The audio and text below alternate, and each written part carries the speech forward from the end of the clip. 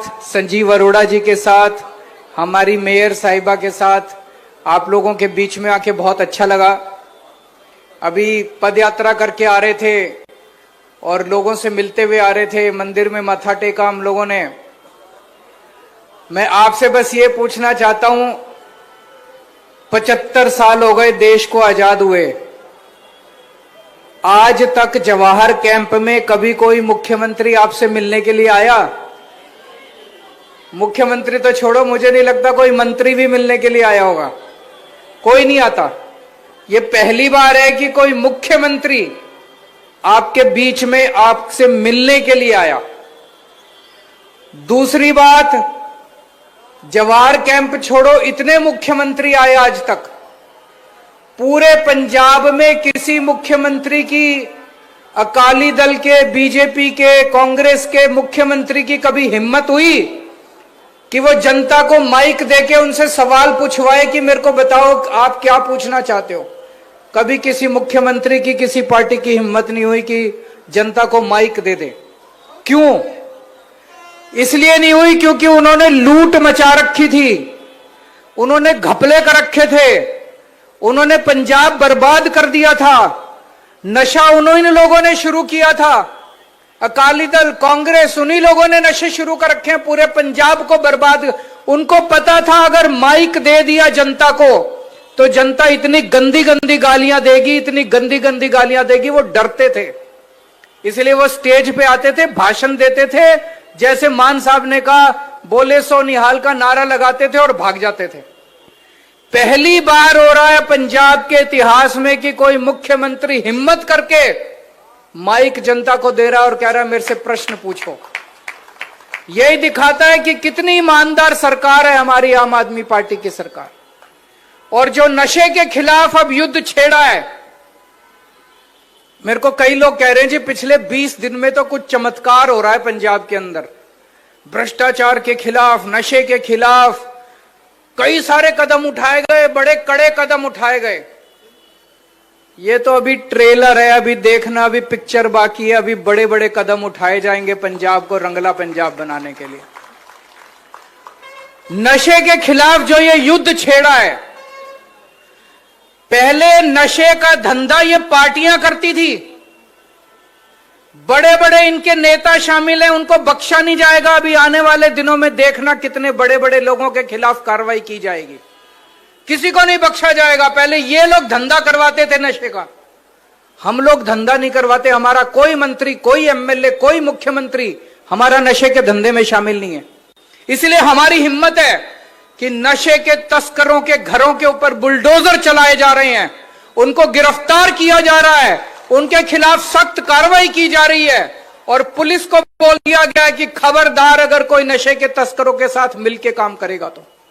कहा जाता था कि पुलिस में भी कई लोग जो है तस्करी करवाते हैं, तस्करों के साथ मिल, खबरदार अब अगर कोई हिम्मत करेगा और कोई नशे के तस्करों के साथ मिलकर काम करेगा, किसी को नहीं बख्शा जाएगा। हमारे बच्चे बर्बाद हो रहे हैं, हमारी पूरी पीढ़ी बर्बाद हो रही है। पाकिस्तान से आता है ये सारा नशा, वहां से ड्रोन आते हैं, वो बॉर्डर के ऊपर पैकेट फेंक के जाते हैं और वहां से हमारे बच्चे उसको पकड़ के, हमारे नशे के तस्कर उनको पकड़ के और उसको पूरे पंजाब में डिस्ट्रीब्यूट करते हैं। अब जब से यह कार्रवाई शुरू की है, कड़ी कार्रवाई शुरू की है, पाकिस्तान भी बुरी तरह से छटपटा रहा है। अब जब उनका ड्रोन आके फेंक के जाता है, कोई उठाने वाला नहीं मिल रहा उनको, पाकिस्तानियों को कोई नशा बेचने वाला नहीं मिल रहा। आपका सहयोग चाहिए। अब जब तक 3 करोड़ पंजाबी इकट्ठे होके नशे के खिलाफ आवाज बुलंद नहीं करेंगे, हम अकेले सरकार नहीं कर पाएगी। आपके इलाके में अगर कोई नशा बेचने के लिए आया, पुलिस को बताओ, डरने की जरूरत नहीं है, उसके खिलाफ कार्रवाई की जाएगी, उसको बख्शा नहीं जाएगा। एक भी नशे के तस्कर को नहीं छोड़ना, एक भी नशे के तस्कर को नहीं छोड़ना।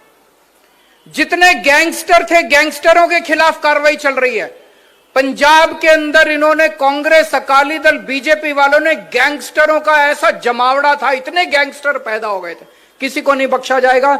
सबसे पहले एक सरदार जी आए थे, उन्होंने कहा था कि कानून व्यवस्था खराब। मैं मानता हूं इन लोगों ने कानून व्यवस्था खराब किया, इन्होंने 70 साल के अंदर बेड़ा गर्क किया पंजाब का। 3 साल के अंदर, 3 साल कुछ नहीं होते, 70 साल में इन लोगों ने बेड़ा गर्क कर दिया था पंजाब का। 70 साल का कूड़ा 3 साल में साफ नहीं कर रहे, लेकिन झाड़ू लेके लगे हुए हैं हम लोग, 3 साल से सफाई कर रहे हैं। और मुझे पूरी उम्मीद है अब जिस तरह से स्पीड पकड़ ली हमारी सरकार ने, अब पूरे 100 की स्पीड से अब हमारी गाड़ी चल रही है, पंजाब सरकार की गाड़ी। अब एक एक नशा खत्म करेंगे, कानून व्यवस्था ठीक करेंगे। एक और चीज पूछना चाहता हूं, बिजली के बिल जीरो किस किस के आते हैं? जरा हाथ खड़े करो।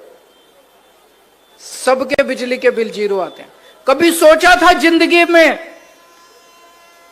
कि ऐसी भी कोई सरकार आएगी, ऐसी भी कोई समा आएगा जब बिजली फ्री हो जाएगी? पूरे देश के अंदर केवल दिल्ली और पंजाब 2 सूबे हैं जहां पे बिजली फ्री है। दिल्ली में अभी तक आम आदमी पार्टी की सरकार थी, पंजाब में कहां से आया पैसा? ये लोग कहते थे खजाना खाली है, खजाना खाली है, खजाना खाली है। हमने तो नहीं कहा कभी खजाना खाली है।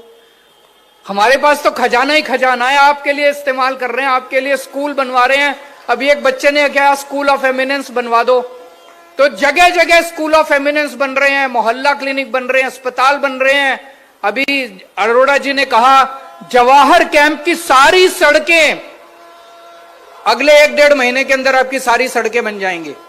अगले 1-1.5 महीने के अंदर आपकी जगह जगह स्ट्रीट लाइट लग जाएंगी।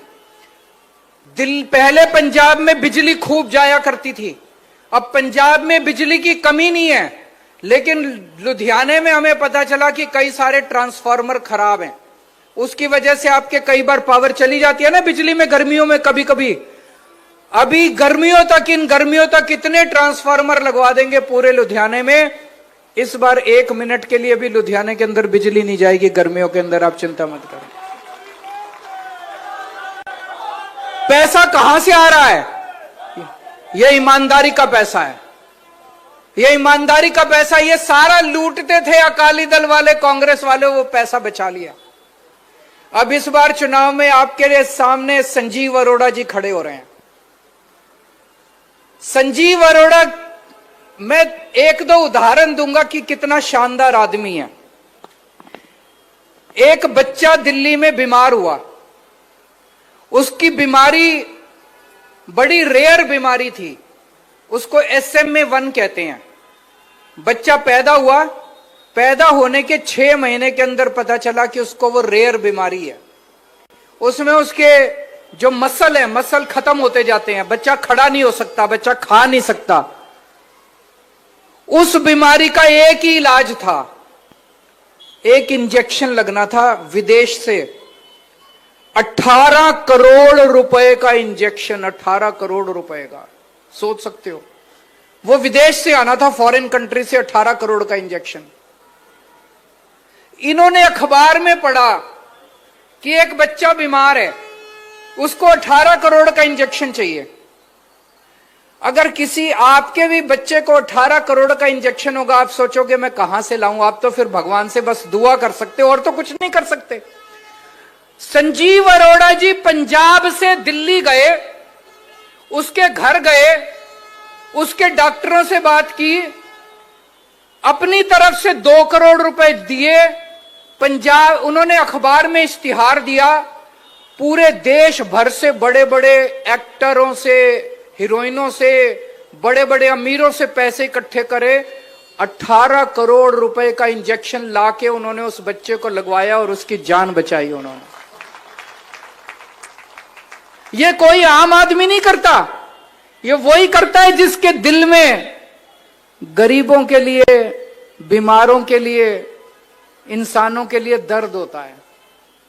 आप सोच के देखो, अभी तो ये आपके MLA बने नहीं है, अभी तो ये चुनाव जीते नहीं है, अभी से ये आपकी सड़कें बनवा रहे हैं, अभी से ये लग के आपकी स्ट्रीट लाइट्स बनवा रहे हैं। जिस दिन जीत गए तो ये पता नहीं आपका क्या उद्धार कर देंगे, आप सोच भी नहीं सकते।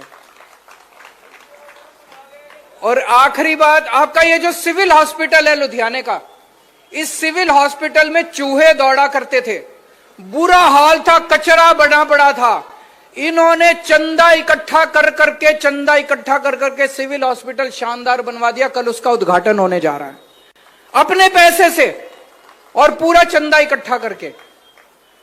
अब आप लोगों से यही निवेदन है, अब चुनाव होने जा रहा है, आम आदमी पार्टी की सरकार है, आम आदमी पार्टी का एमएलए बनेगा तो सारे अफसरों को, जैसे आज सारे अफसर यहां मौजूद हैं, municipal commissioner, police commissioner, DC, सारे आए हुए हैं, अगर इनको जिता के भेजोगे, ये सारे अफसरों को आपके बीच में लाके आपके छोटे से छोटे काम भी करा के जाएंगे, बड़े से बड़े काम भी करा के जाएंगे। और अगर आपने कांग्रेस और बीजेपी वालों को जिता दिया, उनकी तो चलेगी नहीं, क्योंकि सरकार तो आम आदमी पार्टी की है, तो वो तो कोई काम करा नहीं सकते। वो तो बस लड़ेंगे विधानसभा के अंदर बैठ के, मान साहब को गालियां देंगे, बड़ी अच्छी अच्छी गालियां देंगे, और काम आपके सारे रुक जाएंगे, काम नहीं हो पाएंगे आपके। तो काम कराने हैं तो संजीव अरोड़ा जी को वोट दे देना। गालियां सुननी है कि वो गंदी गंदी गालियां दे मान साहब को, तो बीजेपी और कांग्रेस और अकाली दल को वोट दे देना। बोले सो निहाल।